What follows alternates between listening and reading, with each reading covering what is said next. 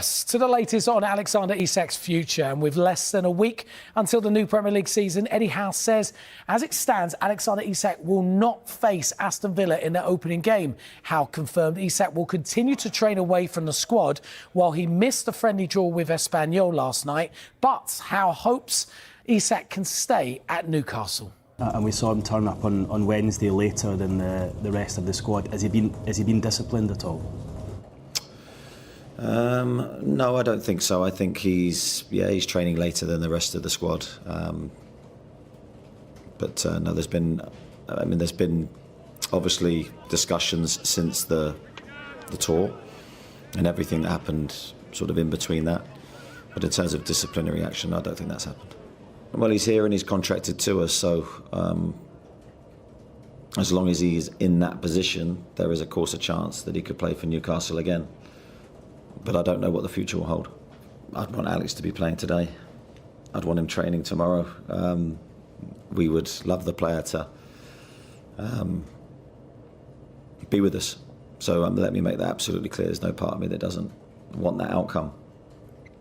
But I don't see that changing before Aston Villa, the current situation that we're in. We brought you pictures of Isak returning to Newcastle's training ground this week, having missed their pre-season tour. He's been training away from the rest of the squad as instructed by Howe. Newcastle rejected an opening offer of £110 million plus add-ons from Liverpool earlier this month after Isak told the club he wanted to explore his options in the transfer window. And Eddie Howe admits that some of the squad have been disrupted by the news, and he is aware of some negative feeling from his players to the situation. Whenever you have a player in this situation, it's unsettling for the team. I don't think we've been in that position since I've been here. The harmony and togetherness of the group's been at its highest. So I think naturally it's just been a topic of conversation. It's been a distraction, and I think the biggest sort of hit we've taken is we're not blessed with a number of players in his position, so I think you've seen a big gap. But I have to say big credit to the players because they've got on with their work. The training's been of a really high level. I haven't seen a negative output on the pitch. But I have been aware of a feeling around the group that there's something there that's not to the benefit of the group. The group's been together since the moment I stepped through the door. We had our challenges, we had big mountains to climb on the pitch, but we were always united off the pitch. It's been one of our biggest strengths, and that's why we've been successful. So it doesn't mean that we can't overcome this and come back even stronger. And I think that's what I have to work really hard with, is with a group of players that will fight and give everything for the football club, that we use any adversity or any challenge to our benefit. I think the message is that we are working as hard as we can to the benefit of Newcastle to try, one, and improve the squad, two, keep the squad together and harmonious. And I think the biggest thing for the supporters is that they see everyone fighting for the same cause on the pitch, fighting with every ounce they have for long-term success. I don't expect that to change. I expect us to be ready for when the season starts, to give our all, and we need that united feel throughout the club. And that's why we've had success, because the supporters have been with us. They've seen the effort that we've given, and now it's our job to make sure that's evident again. Well, it was William Osula who started up front in Isak's absence last night. Aaron Ramsdale saved a penalty on his Newcastle debut at St James's Park. Newcastle have one final friendly against Atletico Madrid at 4 o'clock today, and Howe says they are working to strengthen their forward options for the season.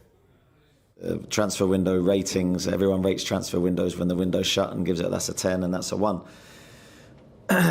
We didn't sign many players last summer and everyone said it's a disastrous window and PSR is affecting our long-term success, and we're going to have one of the best seasons in recent memory. So signing players doesn't guarantee everything.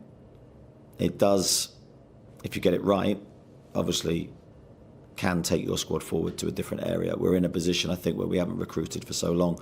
We are very keen to add new stimulus to the group. Change is sometimes a really good thing for the squad. But if we had to go with the squad that we have into the season, I would do that very proudly, and I'd bank on the lads proving everybody wrong again. look at the current forward options available to Eddie Howe, but not necessarily for that centre forward spot. So far, they've added Anthony Elanga from Nottingham Forest to a deal worth £55 million, and also the 18-year-old South Korean winger Seung-Soo Park. Now, sticking with this Isak link, Arne Slot was asked directly about Liverpool's chances of signing the Swedish international this summer. Unsurprisingly, he wouldn't comment on the striker, but he did confirm he was happy with the club's business so far, and also confirmed Darwin Núñez is expected to leave in the coming days. As you know from me, and I think every manager works like this, you never talk about players that are not yours. So I can talk to you about Hugo, which we've signed recently and has done really well till now. We are very happy with the squad we are having. And there's every reason to be happy about that because we won the league last season. Okay, players left, but we've brought players in as well. And youngsters are doing good. So at this moment of time,